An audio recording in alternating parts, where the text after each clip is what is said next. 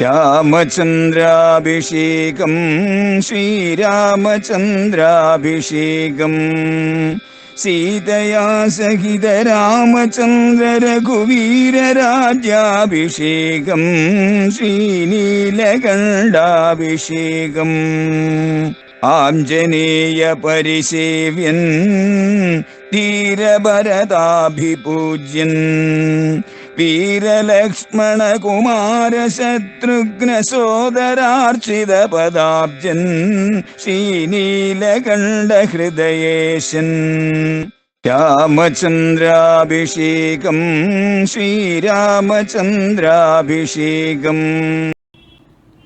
ആർത്തനാദം കേട്ട് രാഘവനും കരുണാർദ്രബുദ്ധിയ കൊടുത്താൻ അഭയം ദ്രുതം. അങ്ങനെ അഭയം കൊടുത്ത് അവരെ അയച്ചു കഴിഞ്ഞപ്പോൾ അവർ രാവണൻ്റെ അടുത്ത് ചെന്നു, നടന്ന കാര്യങ്ങളെല്ലാം പറഞ്ഞു. ശുഖസാരണന്മാർ ഏത് പ്രകാരത്തിലാണോ രാവണന് പല ഉപദേശങ്ങൾ നൽകിയത്, അതേ പ്രകാരത്തിൽ രാമസേനയുടെ കരുത്ത് തിരിച്ചറിഞ്ഞ ഈ ശാർദൂലാദികളും സംസാരിച്ചു. ഇത് കേട്ട് രാവണന് ക്രോധം വന്നു, ഒപ്പം വിഷാദവും വന്നു. ഇതുവരെയുള്ള യുദ്ധം പോലെയല്ല ഇത്. ഈ യുദ്ധം ജയിക്കുക ദുഷ്കരമാണ്. അപ്പോൾ അതിന് പല പ്രകാരത്തിലുള്ള ചതിവുകൾ പ്രയോഗിക്കണം. രാവണൻ തീരുമാനിച്ചു. രാവണൻ ഉടനെ തന്നെ സീതാദേവിയെ വഞ്ചിക്കാനായിട്ട് പുറപ്പെടുകയാണ്. രാമശിരസും ധനുസ്സും ഇതെന്നുടൻ വാമാക്ഷി മുന്നിലമ്മാർ വച്ചിടിനാൻ. നേരെ അശോകവനത്തിലേക്ക് ഇല്ല.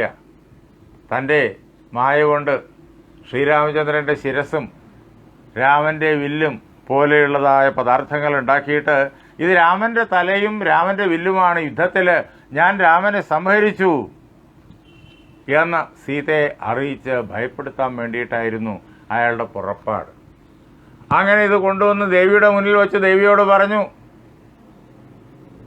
ഇത് കണ്ട് ദേവി ആകെ വേദനിച്ചു.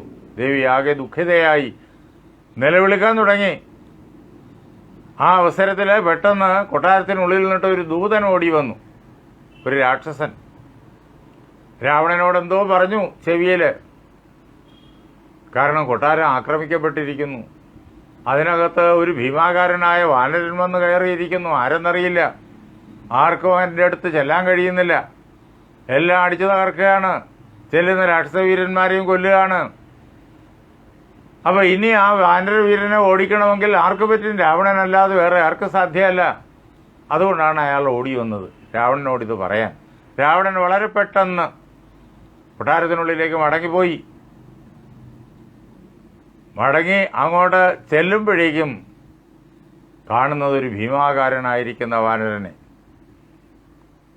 അത് വേറെ ആരുമല്ല, ബാലിയുടെ പുത്രനായ അംഗദനാണ്.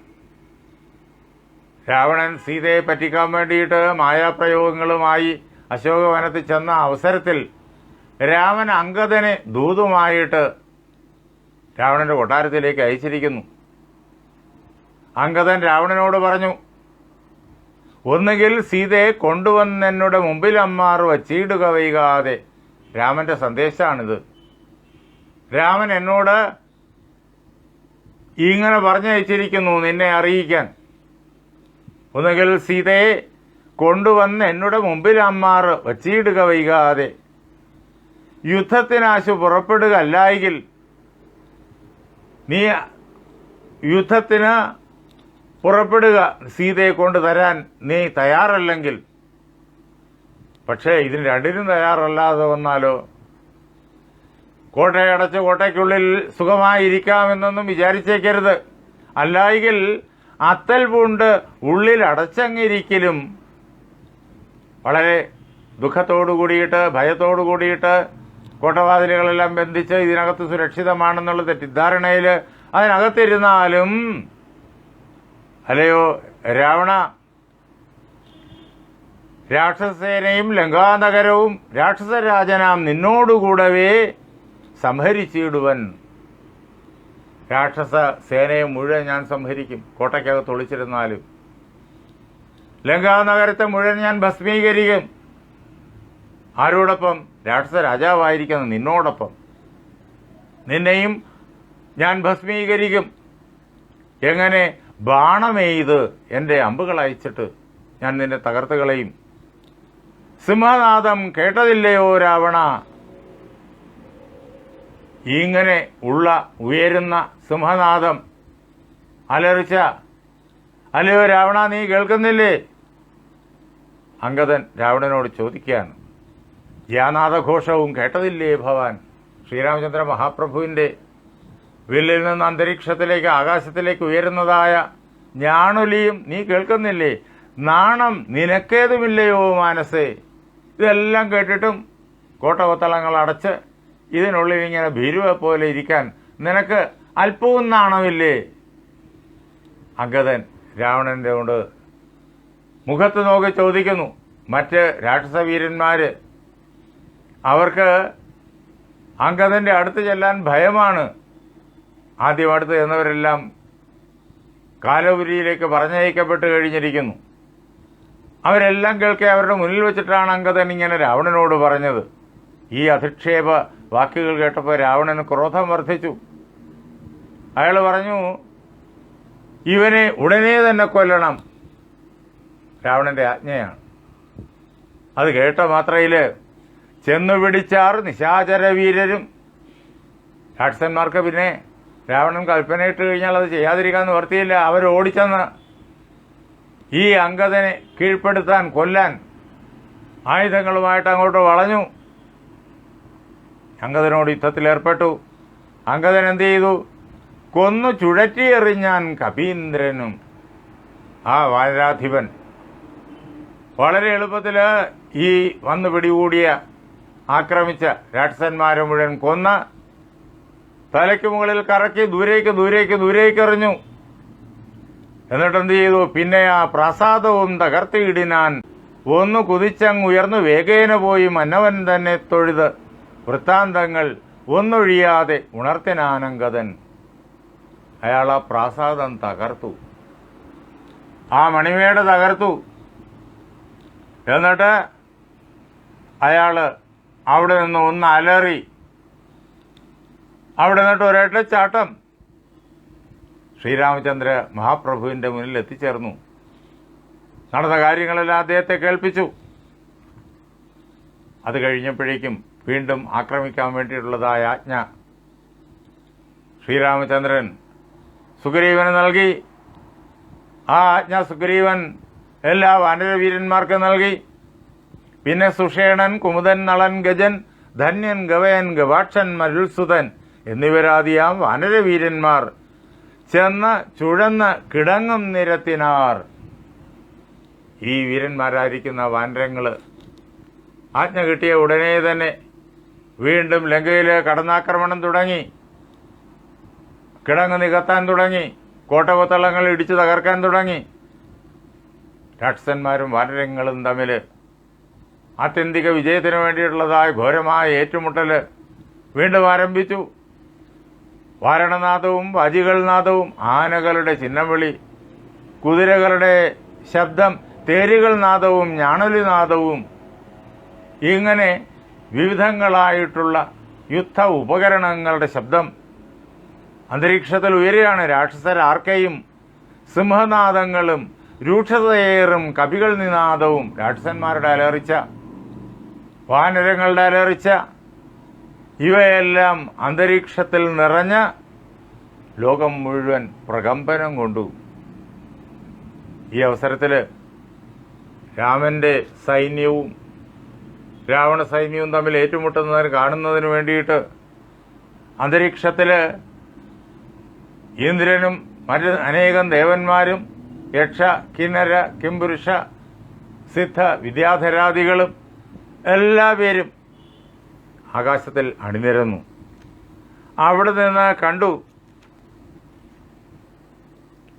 ഈ അവസരത്തിൽ മേഘനാഥൻ ഏതു പ്രകാരത്തിലും ലങ്കയെ രക്ഷിക്കണം, വലിയൊരു സൈന്യവുമായിട്ട് തൻ്റെ സർവശക്തിയും പ്രയോഗിക്കാൻ തുടങ്ങി.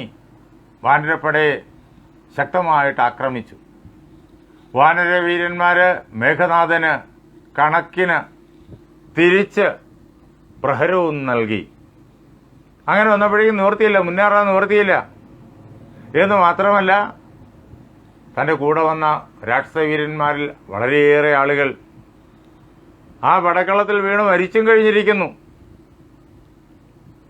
ഈ സമയത്ത് അംഗദനും ഇന്ദ്രജിത്തും തമ്മിൽ നേരിട്ട് യുദ്ധമായി.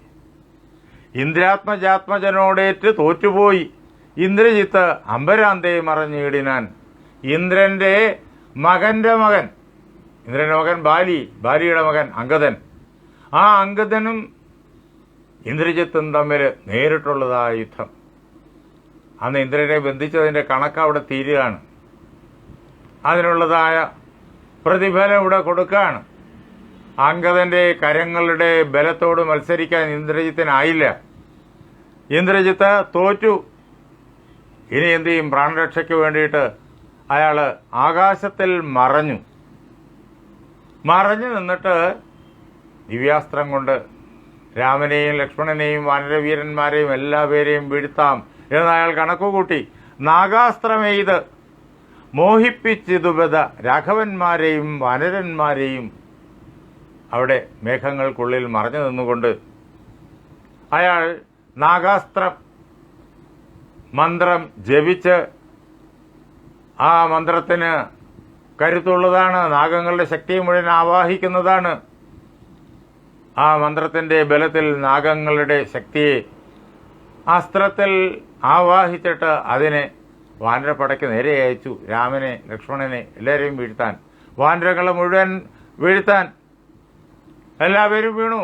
നാഗാസ്ത്രമേറ്റിട്ട് ആ നാഗാസ്ത്രബന്ധനത്തിൽ മാനവന്മാരും വാനരന്മാരും എല്ലാവരും വീണു.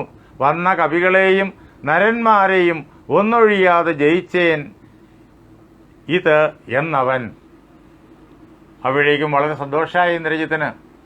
ഇവിടെ നമ്മുടെ ലങ്കയെ ആക്രമിക്കാൻ വന്നവരായ നരന്മാരെ ഞാൻ ജയിച്ചു കഴിഞ്ഞിരിക്കുന്നു, കവികളെ മുഴുവൻ വാനരങ്ങളെ മുഴുവൻ ഞാൻ ജയിച്ചു കഴിഞ്ഞിരിക്കുന്നു എന്നിങ്ങനെ ഉറക്കെ ആർത്ത് വിളിച്ചു പറഞ്ഞുകൊണ്ട് വിജയഘോഷം ഉയർത്തണമല്ലോ.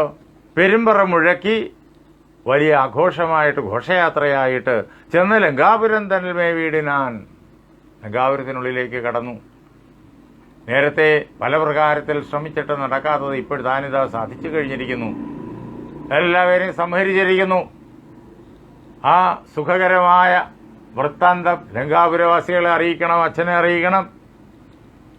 അതിനു വേണ്ടിയിട്ട് ഇങ്ങനെ വിളിച്ചു പറഞ്ഞുകൊണ്ട് അതിനുള്ളിലേക്ക് പ്രവേശിച്ചു.